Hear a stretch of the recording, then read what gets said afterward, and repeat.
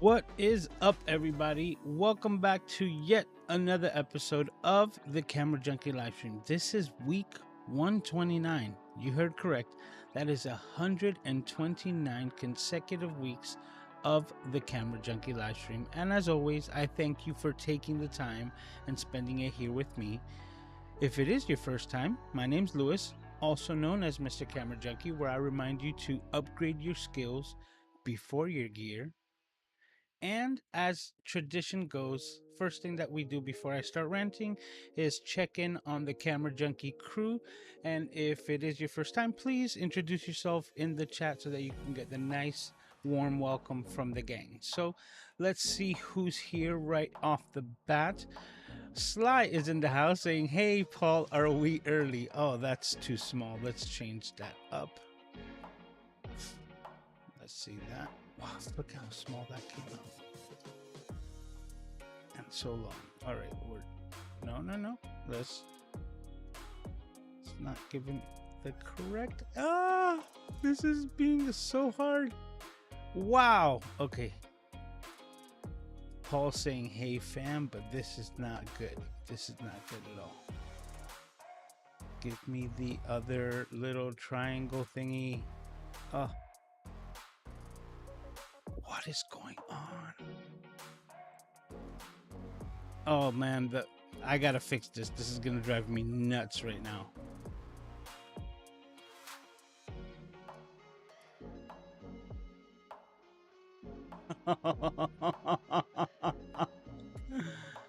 Oh my god, this is so hilarious. For those of you who probably aren't understanding what I'm struggling with, the comment window is only giving me the option for the corners, so it's allowing me to stretch it out longer or bigger, but it's not giving me the one to go like horizontally, so that I could just truncate the size of the message. So because of it, I can't get to the back of it.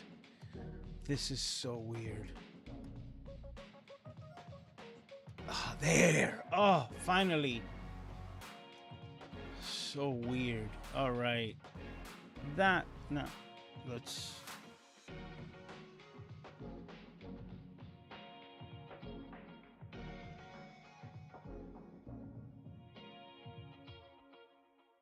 Everything is off the hook today.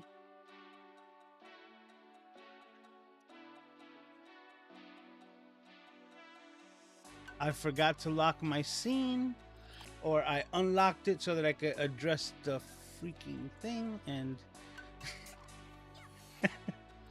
that's why we do it live. Okay, let's try one last time to get these comments right. This is freaking hilarious. All right. And that's it. That's what we're going to work with today. I'm going to lock the scene. And that is over. Thank you for waiting for that. All right. And we move on. All right. Now that that's settled, let's see who else is in here. Besides Sly and Mr. Moderator, we did see Randy as well, saying ZV-1, 2. Hello, everyone. If it is, right, I do believe that that's the camera that is to be announced coming on the 23rd. We'll get into that because if anything, the name is like it's gonna be the Sony ZV-12 is the 1-2, right? Or the Waltz, however you want to call it. It's just funny name to call it the 1-2, right? It's like the 1 and the 2. But we'll get into that in just a little bit. Everybody's saying hi to each other.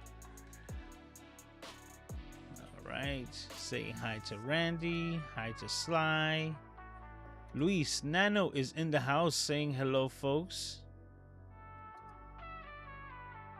Says, love your stream last night. I guess he's talking to Sly because Sly had a killer stream last night. It went on for 2.5 hours. It was a lot of fun. I was editing, so I really enjoyed it. So, you know, working late night, it was a lot of fun. Sarkeezy is also in the house saying hi to folks. Nano saying, I guess the Sony ZV-2. Those are the rumors. You see that? That's what I was going to say. That already sounds so much better, right? The ZV-2 instead of the ZV-1, 2. Unless they're thinking about coming out with another ZV-2 type camera, but then that wouldn't even make any sense because I think the ZV-E1, like, they got all the bases covered. So the reason why I also believe that this is the successor to the ZV-1, right, or the ZV-1 Mark II, or in this case calling it the ZV-2, all of those are fine, right? But being the successor to the ZV-1, that's the only thing that I can think that would make sense, because to add another camera to this lineup, right, saying that let's just say hypothetical, let's say it's not a ZV-1 replacement or successor, like what other camera can you put into the ZV line? So we'll talk about that in a little bit. Fly says, LOL, thanks. I was flying by the seat of my pants, literally. It was a lot of fun, Sly. And as you can see, even me today, just starting off with trying to get these comments correct, it's just what happens on the fly. You know, live happens. But we march on. Says, sorry, eating some barbecue ribs. Oh, that sounds delicious. Says, I'm eating mega ice cream sandwich. What is up with all the food? And Nano is introducing yourself, even though it's not your first time. I always appreciate it. Says, my name is Luis, just like me, right? Also known as Tech for Your Needs. And a nickname that I also know him as is Nano, because that's through the know, you know that that's also what, you know, his family calls him. So being a tech guy, he's Nano, and that's why I also mentioned him that way many times before. Randy says, you got it, Luis. And Kevin is in here saying hello to all. All right, with that being said, let's go ahead and talk about today's topic, the new announcement. Sony, you know, released this just this past week, the announcement of the new camera to be coming up. And of those of you who aren't aware, there is a YouTube channel called Sony Cameras, which they have like the countdown timer to the video of it being released, and that should be, I believe, on Tuesday the 23rd. I didn't even check what day that was exactly. I'm opening up my calendar, and yes, that would be Tuesday. So I will be awake getting ready for the Flow podcast when this video is going to be released. and we will get all the information on it. Now, if you're not familiar with the ZV line of cameras in general, let's break it down real quick. The first camera that was introduced into the series is called the ZV-1, and that is the one that is most likely going to be replaced this coming announcement. The ZV-1 was a zoom lens camera that gave you the ability to get a 24 to 70 millimeter zoom range in a point and shoot camera, front facing, or fully articulating front facing LCD screen, with the first time the introduction of Sony's 3 capsule microphone that gives adequate audio right from the get-go, like just straight out of the box. And for those of you who might have heard me mention this before, I'm gonna repeat myself that bad audio is unwatchable. So even though I love the camera tech, if you're making video, you need to make sure that you emphasize on audio, because it is basically half of the battle. And that's why Sony has put emphasis onto this 3 capsule microphone, which is what makes the ZV line of cameras really great, in my opinion. The next thing that happened is that this camera was designed to be for vloggers, and that's where they tried to push for vlog creators, so on and so forth. And a lot of the feedback that they got from this first iteration of the camera was that it wasn't wide enough, that the 24 millimeter equivalent focal range that you're getting is like kind of still tight, as far as a shot that they want to get, especially handheld. And because of it, third-party companies like Ulanzi or Ulanzi, I'm not sure exactly how you pronounce that. I've always pronounced it Ulanzi. Nonetheless, they actually came out with a wide-angle lens adapter designed for the ZV-1 camera to reduce the 24 millimeter focal length to kind of a wider aspect, something closer to 18 millimeters. And that added a pretty hefty piece of kit to the front of this kind of thin zoom lens that comes out of the point and shoot camera. And haven't really heard that it caused a lot of problems with the motors going in and out, but they did cause problems as soon as they were dropped the first time, adding the extra weight and particular to the lens that it was just like donezo if that were to happen.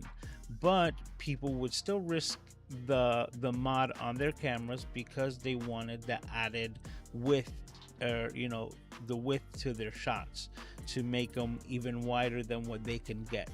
And Sony kind of heard that and came out with a couple iterations to expand upon the ZV line. The next one that they introduced was the ZV-E10, which was a ZV-1 camera with a interchangeable APS-C lens setup. This meant that you had the ability to change to whatever lens that you wanted to within the Sony's E-mount lineup. And they also introduced a couple of lenses to go with that APS-C sensor, one of them being the 11 millimeter f2.8, or actually I think it's f1.8, and that being a fairly good low light camera, fixed focal length with a wide aperture, and the APS-C crop factor would still give you roughly like a 16 millimeter wide lens view on a ZV-1 APS-C camera, now taking the quality of picture up to the next level. One of their more recent releases, which just came out late last year, is the Sony ZV-1F. Now, this was the introduction, kind of taking a step back from the interchangeable lens and going to a fixed focal length, and that one is their 20 millimeter straight out of the box. And because it's a fixed 20 millimeter focal length. There's no zoom lens going in and out, so this camera barely has the ability to kind of go bad. The weakest or the biggest fail point would be you dropping it with the LCD, extended, and the LCD being flimsy on its own, taking the brunt of the damage. So now you've created a more compact, lightweight, and more budget friendly entry level Sony ZV camera that's also designed once again for vloggers, giving you the ability to go from that 24 millimeter focal length to a 20 millimeter focal length. And like I've done with that camera, you're able to add a wide angle lens adapter like the Ulanzi to that 20 millimeter and get an even wider field of view, something closer back to a 16 millimeter field of view when you add that adapter to the ZV-1F, which is that fixed focal length 20 millimeter lens. Hey, how you doing, Carlos? I see you sneaking in here. So now the latest release in the ZV line, which took a lot of people by surprise, is the new ZV-1. Now the ZV-1 is kind of like a baby A7S III, but still thrown with the technology and the kit of the ZV-1 line. So it still is a 3 capsule microphone with the added fuzzy windscreen, no electronic viewfinder, front facing flip out fully articulating LCD, but they really went in on a full frame sensor with full on, like I think 15 stops of IBIS or something like that, or 8 stops of IBIS, which is in body image stabilization, Z battery, like the works. This thing is a powerhouse that's got a lot of people who've invested into the A7S line and also the FX line, being the FX3 and the full frame camera, like kind of scratching their heads because you're getting so much, including the latest versions of Sony's AI algorithms and chipsets being installed and applied into this camera, and that one is starting at $2,200. So that's an incredible buy if that's something that you were in the market for, if you were like saving or looking to invest into the FX3 or the A7S III line. If you need a viewfinder, A7S3 all day, but it really takes a bigger bite into the FX3 because it's a lot more similar in that aspect, being that it doesn't have an electronic viewfinder.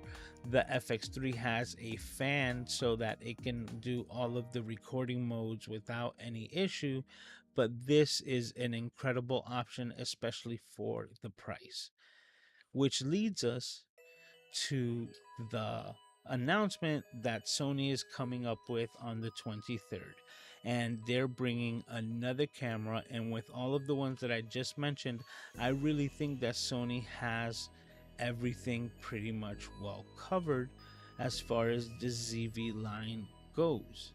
So adding a completely different focal length and a different camera to this lineup that they have already would leave me scratching my head, unless it is the rumored ZV-1 2, or in this case the ZV-2, right? And now if it's the ZV-2, the replacement to the ZV-1, then that makes a lot of sense. And on top of it having a plethora of the AI features that Sony has been releasing in their newest cameras, I don't foresee them having a new feature that the other cameras don't have, but I do see all of the new features that Sony has as far as AI tracking and everything to be applied into this new camera. And because of it, the rumors also say that they have increased the price because the ZV-1, when it was first introduced, and up till today, you can still buy it for $749. And this new ZV-2 is rumored to be closer to the $1,000 range. Now, what are you going to get for your money? Basically, what I said before, all of those AI features, which when it comes to autofocus and um, what is it, like the auto mapping or the auto framing and all the things that are available with these new um, software updates that have been applied to the Sony ZV line, they're actually changing the zoom range, focal or the, let me say, the focal distance zoom range. They're going from a 24 to 70 zoom lens that's built into this compact camera to an 18 to 70 millimeter zoom lens. So that is even wider than the fixed lens ZV-1F, being fixed at 20 millimeters, coming out with a camera that's going to go 18 millimeters wide and the ability to zoom to 70 millimeters.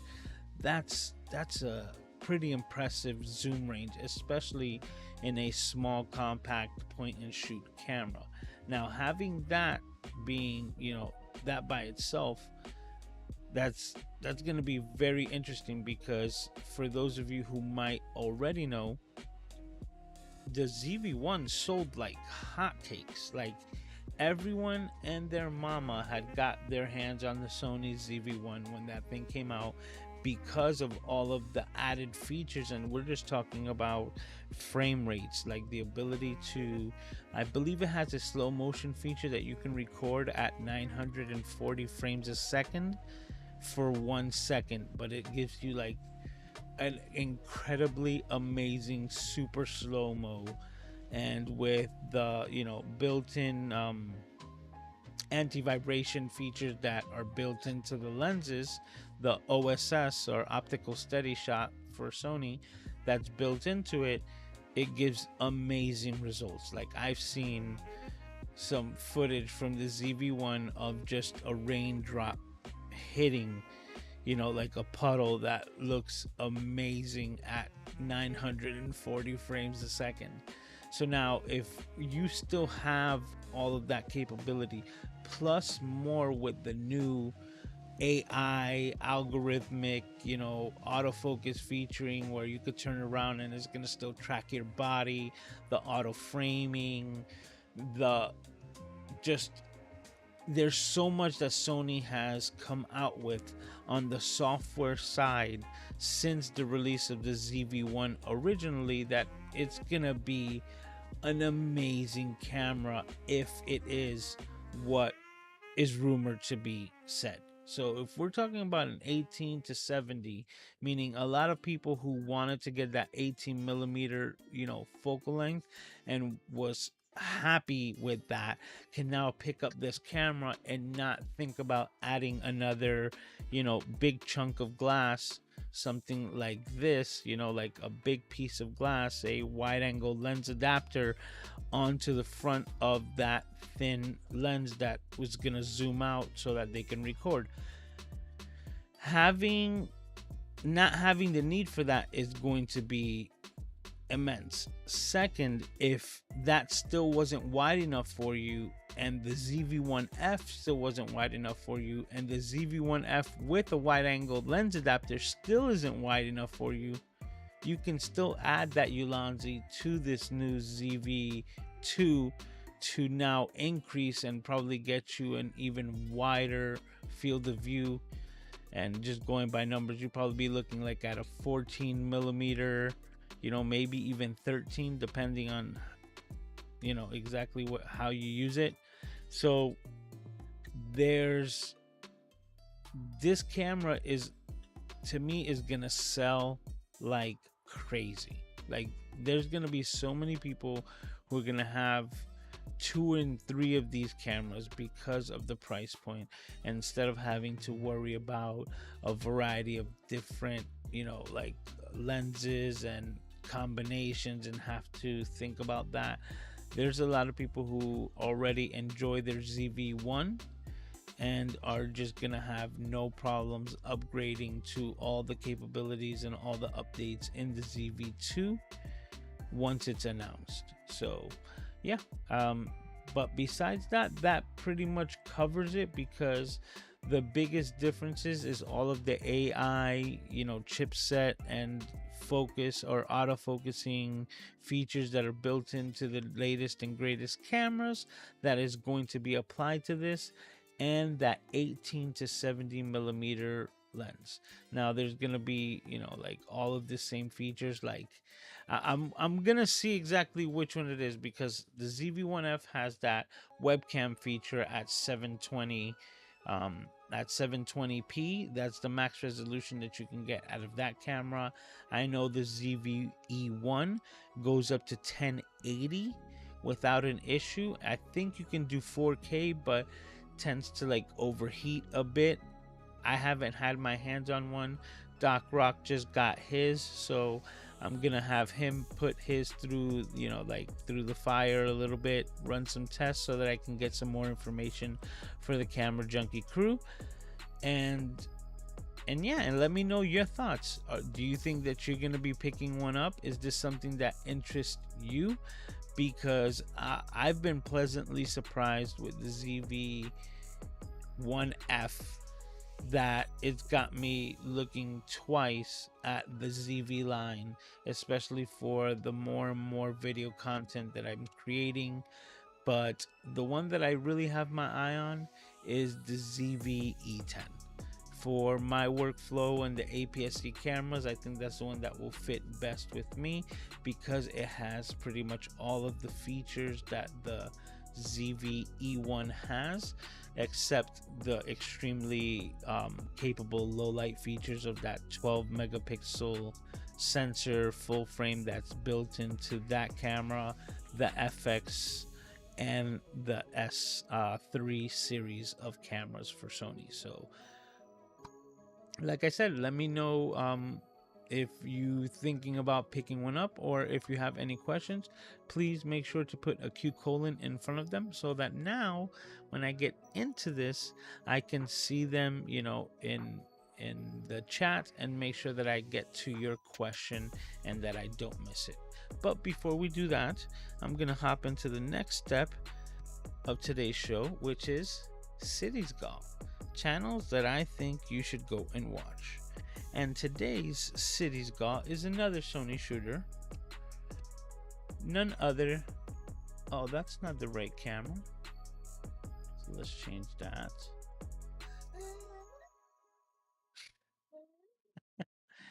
As you can see, someone did not get to run his scenes today. That's much better. There we go. That's my face. All right. Gavin Hardcastle. Now, I've mentioned him in previous live streams, the Photo Tripper channels that I, think that you should go and watch, but I don't think that I've ever put him on the list. So today it's official. Mr. Photo Tripper himself, Gavin Hardcastle. If you haven't checked out his channel, I highly recommend that you do so. He is a Sony shooter, landscape photographer, and a pretty funny creator. Like, I enjoy his content, because not only is he teaching you about, something that I'm very passionate about, photography itself, but he is hilarious. He is to me extremely funny, and whenever you add comedy to accents, is just, to me, a winning combination. So if you haven't done so already, you've never heard of him before, I highly recommend you check out Mr. Gavin Hardcastle's YouTube channel, Photo Tripper. I don't think that you'd be disappointed. You can learn from a lot of different photographers as well that he collaborates with, but overall he's pretty much the definition of edutainment, because he literally makes me laugh sometimes, like, harder than I think I should, but to me, he is super entertaining and super funny. He had this one comment about like that somebody was doing photography back in the day when film was like carved on stone or something like that, and it just brought tears to my eyes. So once again, if you haven't checked them out, I highly recommend you check out Mr. Gavin Hardcastle in this week's Cities God channels that I think you should go and watch. None other than Mr. Photo Tripper Gavin Hardcastle. All right, and with that, let's go back to this. We can go here and let's check out, see if we have any questions. I'm just looking at my at my setup, and I'm realizing that I did change something up today, and I'm noticing the differences in the colors, but I don't know if anyone else has, and I'll talk about that in a little bit. I did something to try to minimize even the space here, but I'm not sure if I'll be able to get through with it, even though it could be a viable option for somebody else. That's why I'm going to mention it. All right, so Kevin says, no new Sony cameras will be purchased. Just pulled the trigger on the Insta360 X3 today. Oh, that's so dope, man. Because I'm actually thinking that that's probably going to be one of my next cameras. I believe that I'm going to be going into a 360 camera, and that has to do with something that I wanted to mention as well, which is Ecamm's Creator Camp 2023. Now, this shot here is going to show you exactly what I was talking about, which is this. And this is today's light source. I changed it up because there's a lot more space in it. As you can see, I now have all of this available here. It doesn't obstruct my view to the second screen, which is where I've been keeping my notes. It's been doing a lot of things, and all I did here is basically take an LED light bar that I used to have in my car for my phone repair business, so that when I would have to do some, like nighttime repairs, I had this kind of like up in the rafters, so to speak, and I would turn it on to brighten up the entire interior of my car to complete the repairs. But because I knew the light was going to be too harsh, I literally just threw a piece of paper in front of it to diffuse it, and I just propped it with an articulating arm, one of these, magic arms that I love so much, on the same cheese plate that I have the camera set up on. So it's literally sitting right next to each other. So let me go back to that shot to show you a little bit more. This is another articulating arm right here that's still sitting on the same cheese plate that this whole setup is on. Let's see. That's actually a better shot. So you can see it's all hooked up onto the same thing, and now this is kind of like my fill light here, and it's super thin.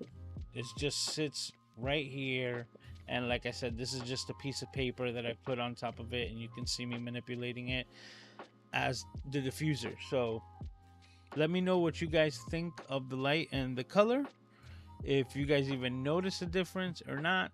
I kind of do, but if there's no real noticeable difference, the convenience factor of this setup might be winning for the time being. All right, so Carlos snuck in here saying, "Hail to the great bearded one." Hey, Louis, how you doing? John also is in here. What's up, John? How are you doing? Kevin says, I watched a few episodes from wedding videographers who raved about the ZV-1 as an amazing gimbal camera. Oh my God, I wasn't even thinking about that, but it's got to be because it's even that much smaller. So if, especially when you're talking about gimbal, on a gimbal, you're not going to be recording for extended periods of time. Right, a gimbal, you're just going to be getting a sweeping shot or something like that, especially in wedding videography. So you're just going to have like a floating shot of like the sign in book, the invitations, hors d'oeuvres, like the placement of the tables and things like that. You're just gonna have these sweeping shots, and those are just gonna be seconds at a time, especially if you're recording in like faster frame rates at like 120 frames per second, so that you can repurpose it in slow motion. You're talking about every second of record time equals to 4 seconds of actual time, right? And that's the 4 times over slow motion at 120. So that if you're on a 30 frames per second timeline, that's how slow and that's how much data you're actually going to be creating. So that camera, not only is it already doing it, but I know it's just going to continue to rock for gimbals. That is such a, I wasn't even thinking about that. Agent Smith, in a world that's always changing, the engagement can make a real difference. Hit the like button and make your mark. I like that, Agent Smith. And you haven't done so already, please hit the like button. It's highly appreciated. Okay, Kevin says, how much better can the autofocus get? I've never seen an issue with either ZV-1 or the ZV-E10. Seems like we're reaching a point of non-discernible results in quickness. I absolutely agree, right? Because we've gotten like to the point of diminishing returns as well, right? Like how much more? And now with the AI features, I actually see those so much more viable as far as the autofocus, because it's more to the tracking and not the capability of the speed of the autofocus. Now it's like, what are we using all of this fast autofocusing for? And that's one reason that I also like to shoot at 30 frames a second. Like I set my cameras at 30 frames a second because it helps the already good autofocus in Sony cameras. Now, some of you might not, but in my own personal experience, I've noticed that at 24 frames a second, removing those 6 frames every second that the camera is flickering on and off and using that data to use to autofocus, right? That tends to hunt a little bit more than whenever I've been using 30 frames a second, which is like none at all. So that's been my experience, that at 24 frames a second, even sometimes, some Sony cameras could hunt a little bit or find something in the background that it looks like it's a face and might want to go to that. But at 30 frames a second, giving that extra bit of data to the processors in the camera tends to really make the difference for my autofocusing needs, and I've never had an issue at 30 frames. That's my own personal experience. Okay, so Kevin says, I grabbed an open box ZV-1 from Best Buy for $500. See, that's a great price. It's an amazing price, a piece of kit. Make sure to check the local Best Buys before purchasing cameras. That's a really good tip, because just like the used market, you can get the warranties and everything from Best Buy, and they could be there available open box just because somebody bought it and decided to not pursue a career in creating content, and they could have just changed their mind, or a bunch of different reasons. But you can be on the lookout. And an example of that is knowing what you want ahead of time, because if you know what you're looking for, then you know when to kind of strike the iron while it's hot. So I'm gonna give you guys, camera junkies, an example of this. I'm documenting it for my car channel, right? But Kevin, talking to you in particular, we were talking about tires. Well, I already knew which tires I wanted. I'm in the process of making the content to show, how I got to my decision, how I made my measurements, and why I made the choices that I made. But because of it, I knew which tires I was going to buy. So, for example, right now we're talking about tires, but this could be cameras, lenses, any type of gear whatsoever. Once you know what you're going to get, right? And you're going to focus on building or doing whatever it is that you're going to do to get that piece of kit, put it in like your Amazon like cart and just have it there, or what I do is that I put it in my Amazon cart and then I put it into the save for later, right? So that save for later, what it does for me is that it keeps it in my cart, so Amazon keeps kind of like bugging me for like to make those purchases, right? And they'll be like, hey, did you forget that you had some stuff in the, in the save for later list? And because of it, it also prompts you on any sales or any price changes for those items, which is where you could really get lucky. So because I knew the tires that I wanted to get, they dropped like an extra $10. So on top of like going from a previous like $120 tire, and because of the size change, I now was gonna be purchasing tires at like $80. I put them at the cart at $75, and I got a flash sale for these tires saying like the lowest price in months for $64 and something cents. That I was like, what? $64? I was like, now it's time to strike the iron. And I hit them, paid for the tires, and this happened, just to let you know, this happened on Wednesday. And boy, to my surprise, because I've ordered tires from other, reputable tire distributors online, like TireRack.com, so on and so forth, even eBay, and buying them on Amazon. I bought them Wednesday night, and they were at the front of the house Friday morning. Like the fastest delivery that I've ever gotten on tires on an online medium. Now, mind you, the tires weren't coming from far away. I live here in Miami, so they were coming just from Hialeah, like a neighboring city, right? But the fact that I was able to order tires from Amazon, get an amazing deal, $64. I'm still thinking about it. I'm like, oh my goodness. Anyway, $64 a tire. Like, send them over here ASAP. Like, bro, send like as soon as possible. And they're here already. And I'm like, you probably see the smile on my face because I can't wait to load those up. Next step is alignment, a couple of different things, and I'm gonna be super happy with my new setup on the car.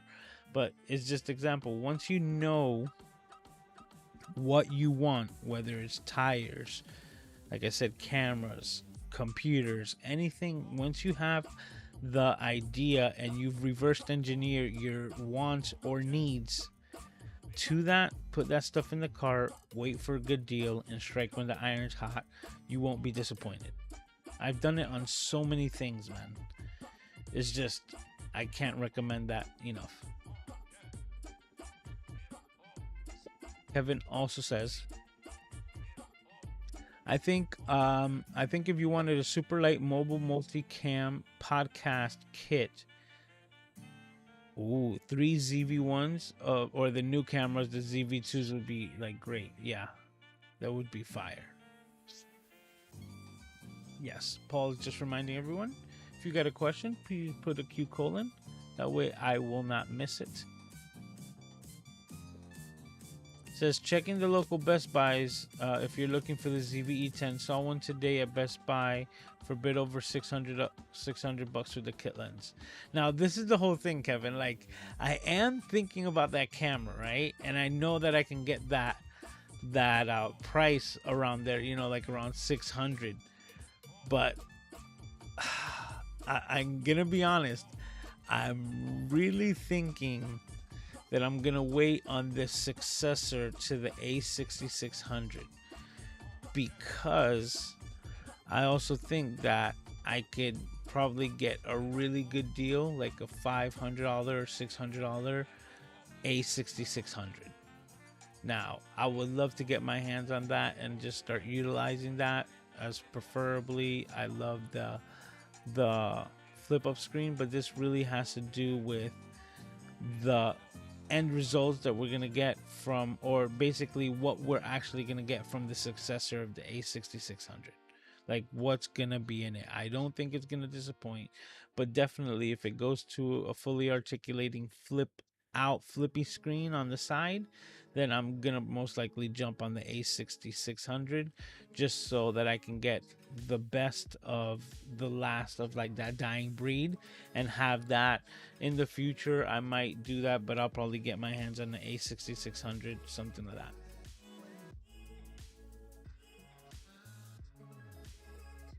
Randy says, I had a ZV-1 and gave it away. I'm using the RX100 VA instead, and it works for me. Unfortunately, it's not 4K. The RX100 VA is what threw me off, but the RX100, that's the fixed focal length as well, the fixed 35mm. And if I'm correct, oh no, wait, the RX100, I am getting it confused. The RX1 is the one that I'm thinking. The RX100 is like the ZV-1, but that's the one just before. So if it's the VA, I'm guessing is the 5, and A, I'm not sure. Did they make an Astro version of that? Maybe I'm just like getting myself, but the RX100 is kind of, if I remember correctly, that's the one that was the predecessor to the ZV-1, and it was the one that was basically a flip up version of it with a viewfinder. Correct me if I'm wrong. Kathy says my colors look great. Thank you. Says I got an update from Apple and Ecamm and had to redo some settings. Okay, well, yeah, I've been getting those updates as well. Ecamm's definitely the beta program, man. Updates all the time. I was going to mention lighting looked different, but I couldn't put my finger on exactly what's different. What's different is that this got more of a reddish tint to the light, so it adds way more like of a warmer light to it.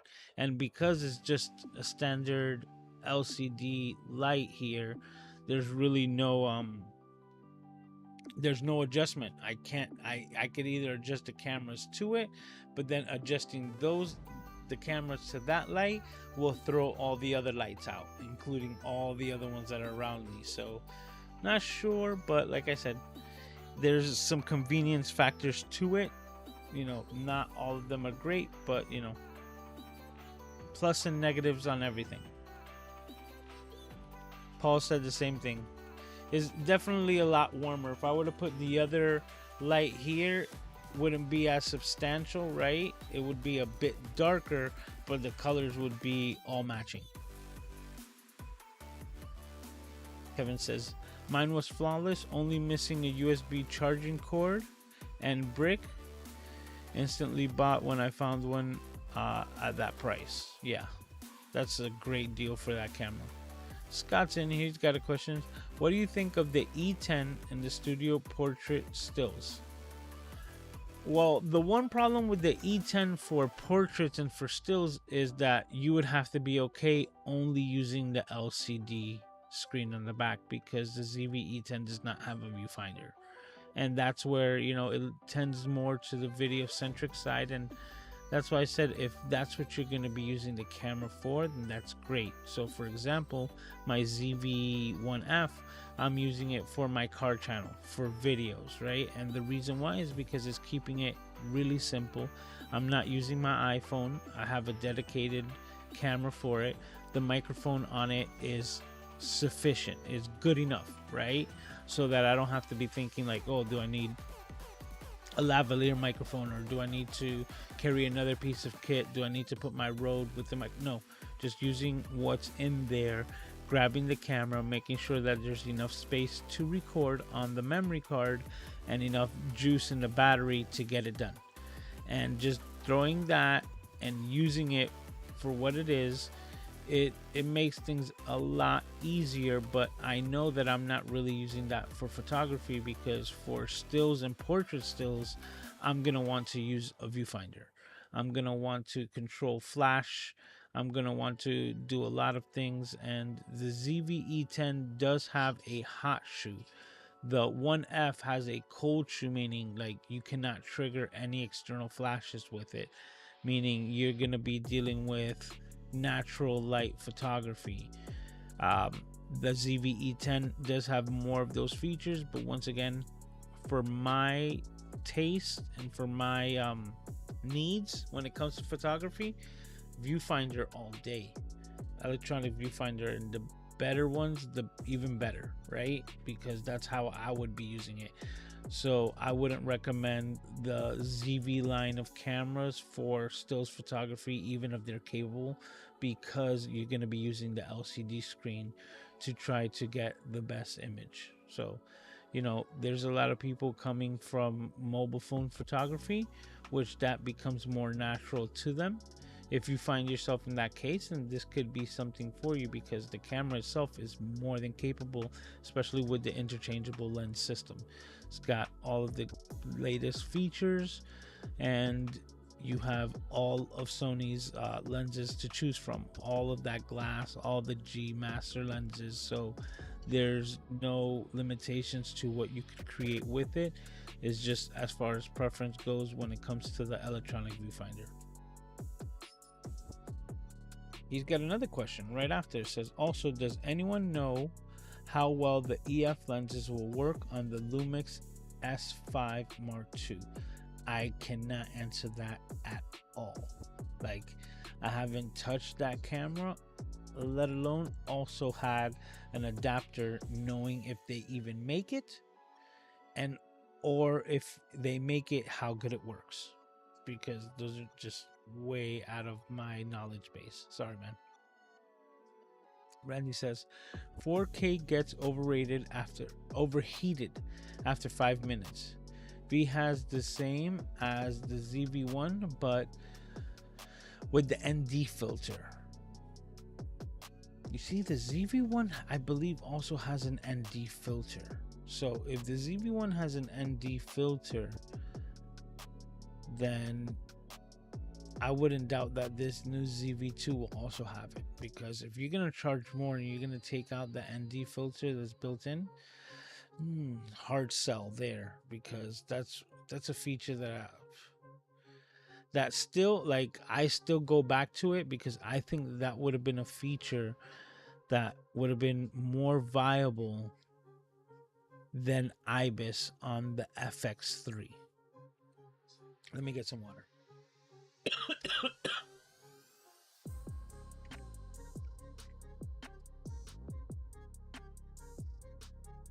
So, for example, to me, a built-in ND filter is like one of the key signs to a cinema camera. So if you go FX6, FX9 and up, you're gonna have a bunch of stops of built-in variable ND to make sure that you get your exposures right in camera. None of the cameras that I just mentioned, FX6, 9 and up, have in-body image stabilization. They do not have IBIS, because for cinema cameras, that's not a requirement, right? Because you're talking about big setups, so on and so forth. You know, you got big tripods, everything, huge lenses as well. Like, you're not putting that on anything that's like gimbal like.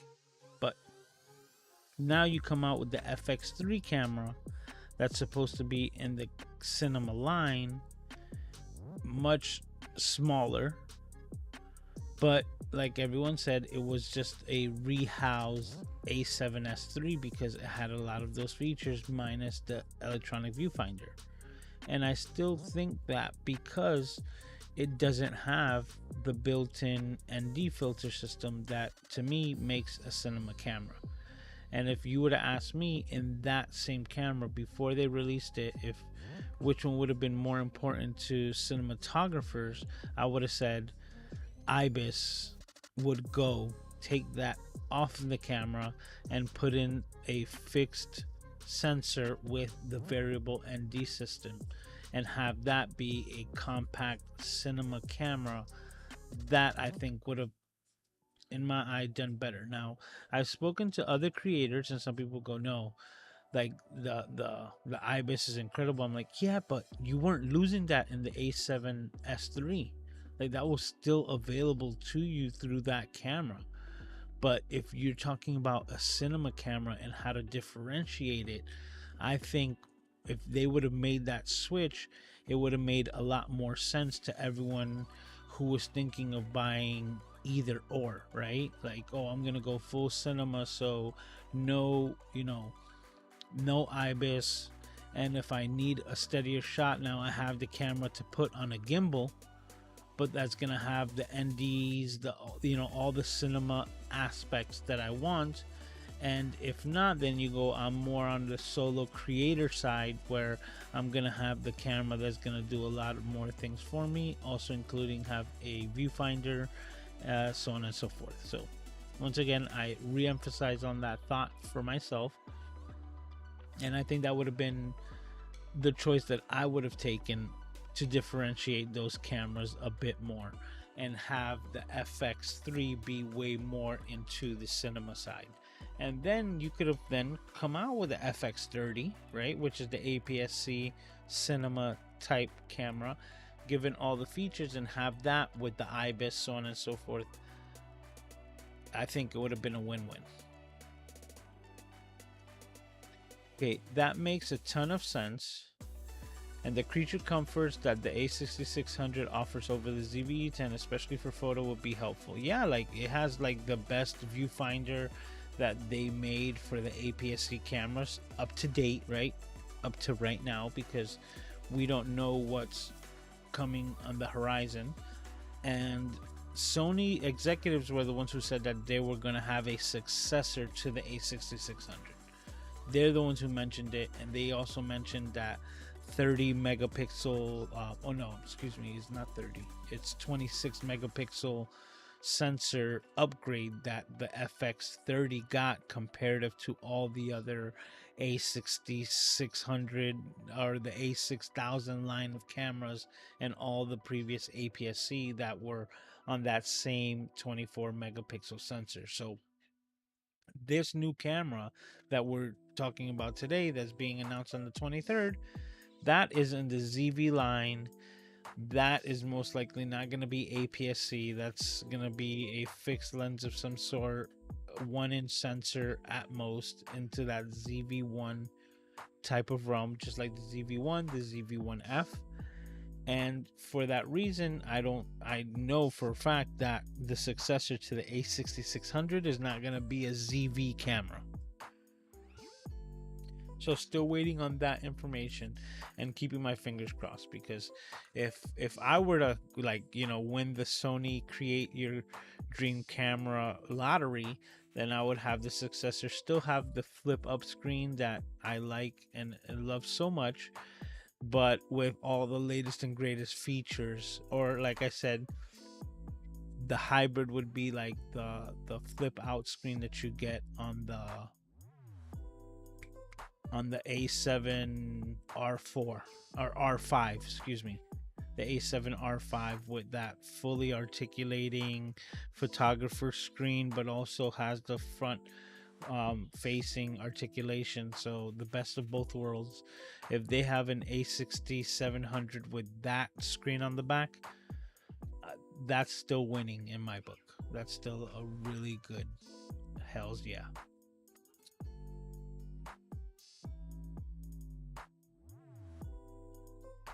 Okay, so Randy says the A7, I mean the RX 107 was the precursor to the ZV-1.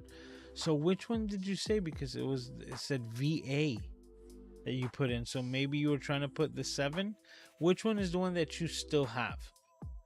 Because you see, I know Sony puts the A behind the branding of their cameras, and that's for astrophotography or extremely low light sensitivities. They have an R series 4, I believe. So they is the A7 R4A, which is the resolution series 4 for astro photography. So that's where like my mind, because that's a whole nother thing. Like the way that Sony names their cameras is getting to a point that's like, really? Because even this one, the ZV-1 2, is like, really? I'm not gonna call it the ZV-1 2. It's gonna be the ZV-2, and that's it. Even if I call it, hey, the ZV Mark II, still so much easier than saying ZV-1 Mark II, than saying the ZV-1 2. That's just way too much confusion for me. Like to talk about so many acronyms. Says if you were able to tether the ZV-E10 in studio, it probably wouldn't be terrible, but I really miss the EVF if using it for photo. Yeah, I agree. Like that's my biggest thing. I'm a viewfinder junkie, and that has to do with, I guess, just me personally going back to all of my days of photography, going back to as a child, that it was always, even if the camera didn't have film, right, like the old Polaroids, you were still able to put it up to your face and and crop or basically frame the shot that you would hypothetically take. So having, just a viewfinder, DSLRs and SLRs in general, giving you the capability to look through the lens and just frame imaginary photos as much as you want before you press the shutter to actually capture the image, is why I guess I still have that love for the viewfinder. But if you're someone who was born the last 10 years, right? Let's say maybe the last 15 years, and you're starting to now create, and you were born in, if I do the math correctly, yeah, you were born in 2003, 2004, right? Let's say you were born in 2004. You're around that age, 14 to 16, and now you're creating. You would have known nothing but like iPhones and not viewfinders at all, but just LCD screens representing the image of the video that you're creating, that then you would rewatch on that same screen. It's a whole different like ball game. So maybe for them, the ZV line of cameras for photography is more natural. Now, someone that I've mentioned on Cities Gal before, and that I also follow, is Manny. Oh my god, I just ran a blank. Oh my god, this is so horrible. This is like the worst brain fart.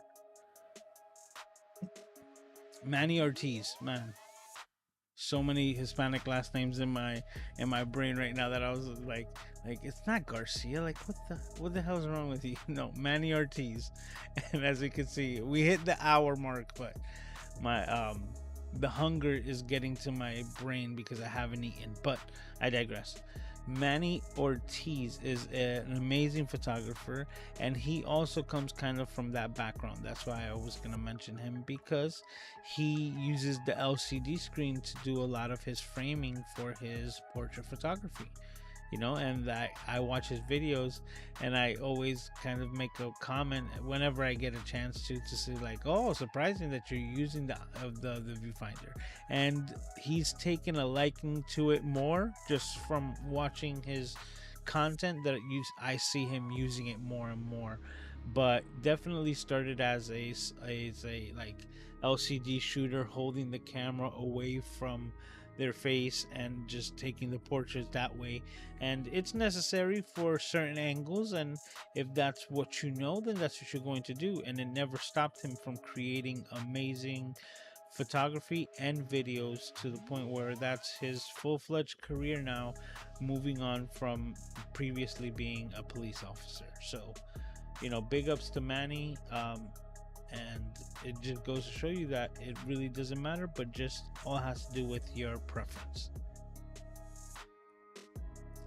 Paul says, I have never had the overheat issue with my ZV-1 or the ZV-E10. Both were on 24/7 and 4K.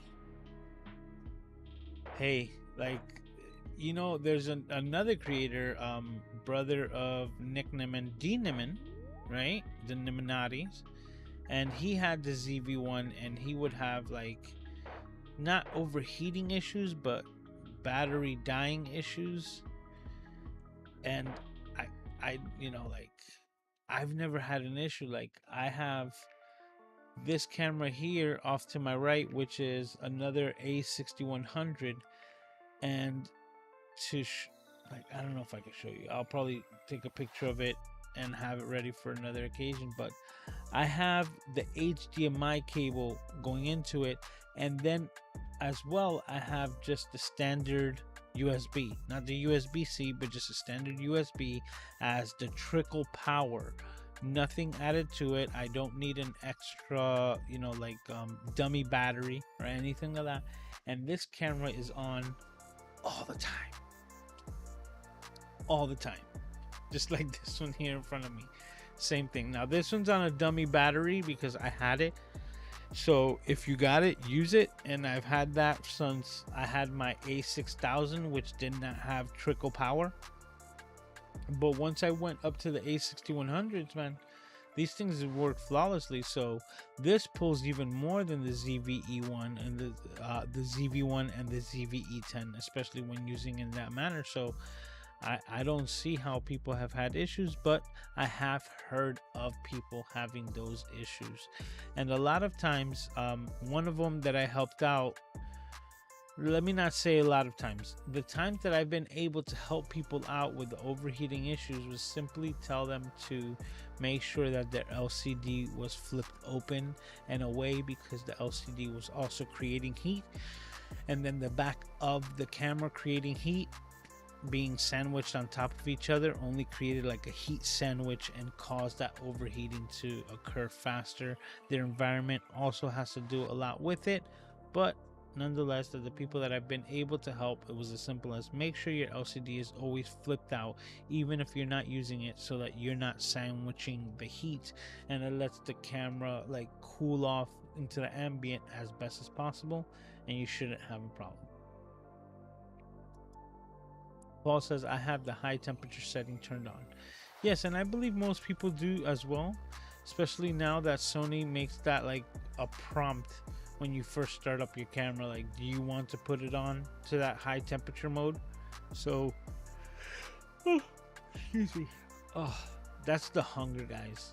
That is straight lack of oxygen needed to, you know, feed the system to nourish the brain. Only time I had an overheat issue with the ZV-1 was outside, 195 direct sunlight. Is 195, was that the temperature? 195, or it was 95 degrees outside in direct sunlight and everything was overheating, phones included? Yeah, because 195 you'd be burning, right? Yeah, that would be death type of temperature. So I'm guessing outside one day, 95 degrees and direct sunlight, everything was overheating, phones included. Says also never had issues with the ZV-E10s. Yeah, you helped me out, Manny Ortiz. Yeah, like I said, right? Like, how could you forget that name? Oh, excuse me, guys.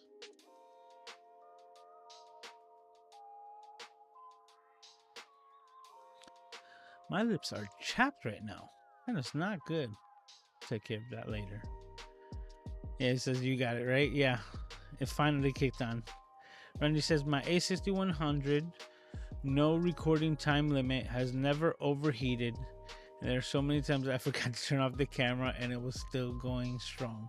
Dude, I've had my A6100 on a dummy battery, on and going, shooting 4K, and I don't turn it off.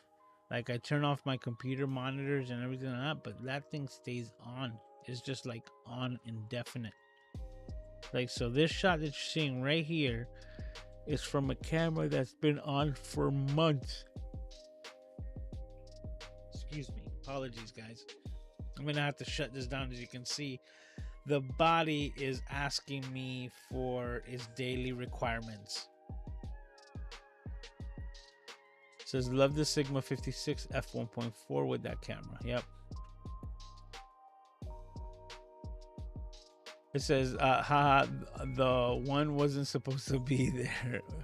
195 would be death. Exactly, right? Yep.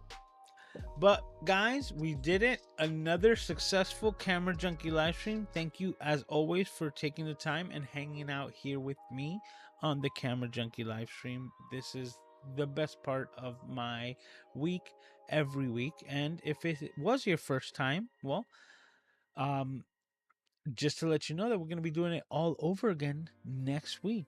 So next week we're going to be doing our 130th consecutive live episode of the Camera Junkie live stream right here on the Camera Junkie channel, 10 p.m. Eastern Standard Time every week without missing a beat. Everyone, thank you all. You guys are the best. I think we got through everything, and I believe, let me just double check that I answered all the questions that we had. Yep, at least the ones that were addressed with Q colons, we got those taken care of. And everyone, have an amazing week. It was my birthday last week, so once again, thank you for all the birthday wishes from everyone that I've got throughout the week. Thank you. And yeah, I can't wait to do this all over again next week. I wish you all an amazing and successful week. I can't wait to hear all about it next week's show. We're going to be doing it all over again. So everyone, take care of yourselves and each other, and I will talk to you next time.